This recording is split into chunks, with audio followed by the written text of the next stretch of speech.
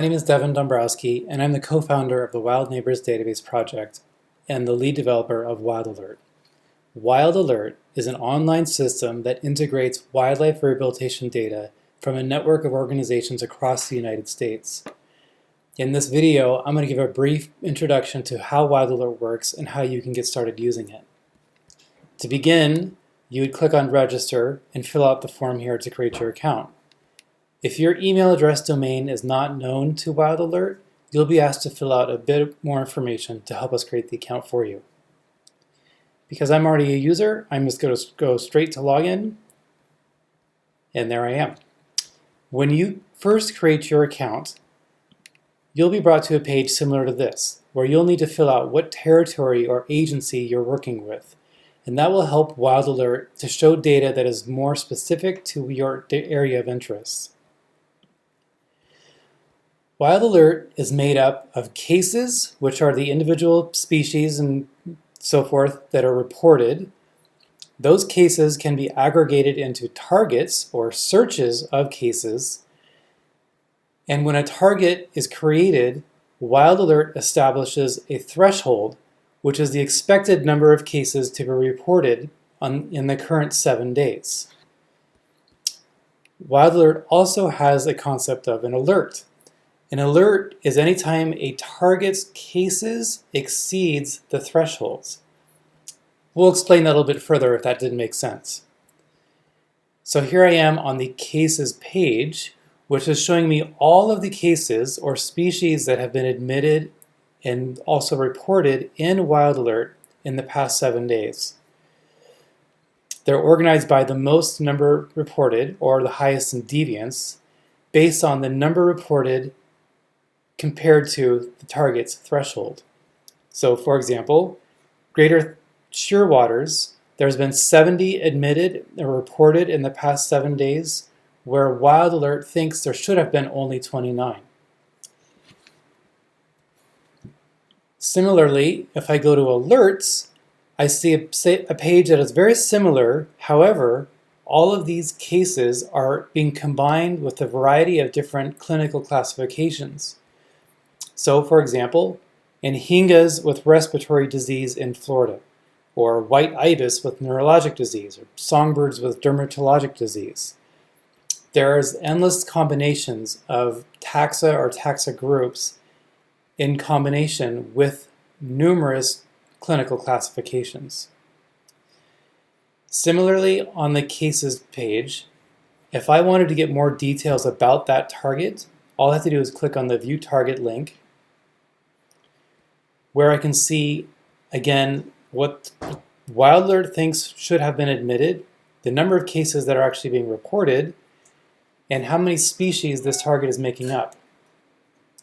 If I scroll down, I can see a timeline of all of the cases that have been reported, in this case, in the past 5 years. I can also see a map of all of the cases that have been reported in the past 7 days. And if I scroll down further, I can see all of the actual cases that have been reported in the past 7 days, including the species, the source that reported it, when it was reported and from where, what clinical classifications and circumstances of admission have been assigned to each case, what the final outcome of the case was, as well as some details about the physical exam findings.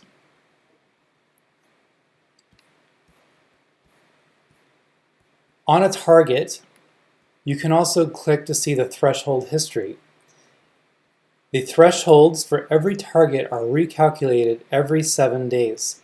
So as new cases are admitted, WildAlert is reestablishing what the new threshold should be for the next week.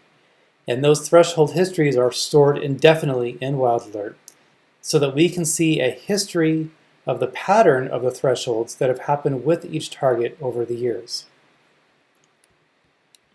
Additionally, if I was interested in this specific target and I wanted to be notified when the number of cases exceeds the threshold, or just wanted to get weekly summary reports, I can subscribe to those notifications from the Notifications tab.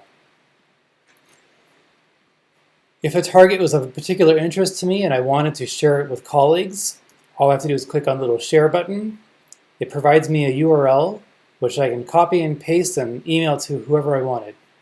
The URLs provided are only valid for 7 days, so don't ask your folks to click on the link, months from now.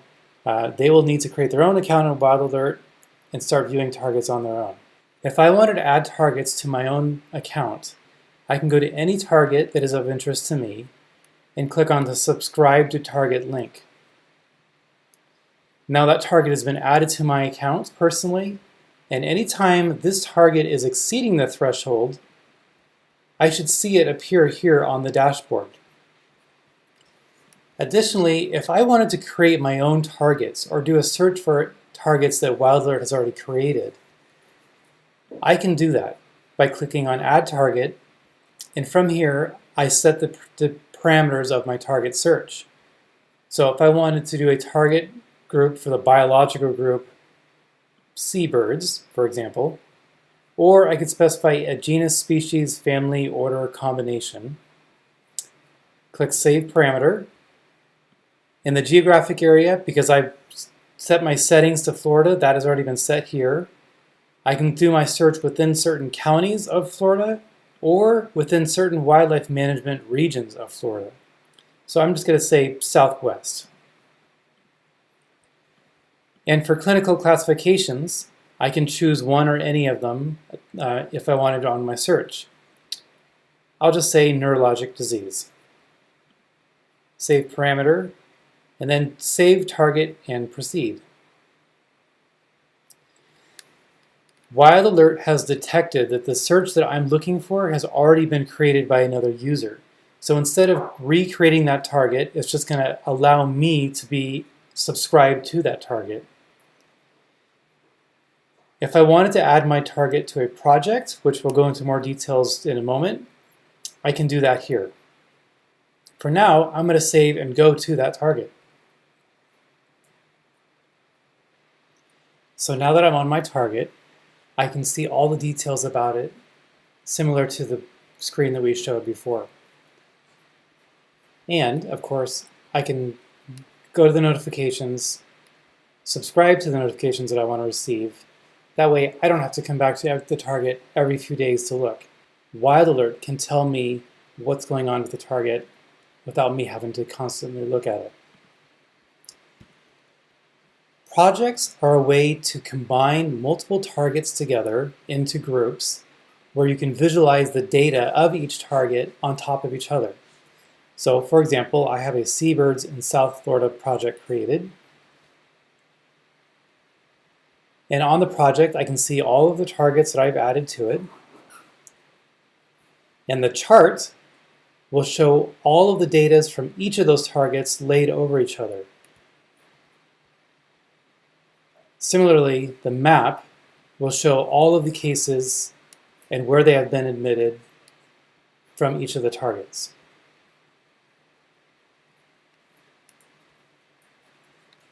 So that's a very brief introduction to WildAlert and how it works.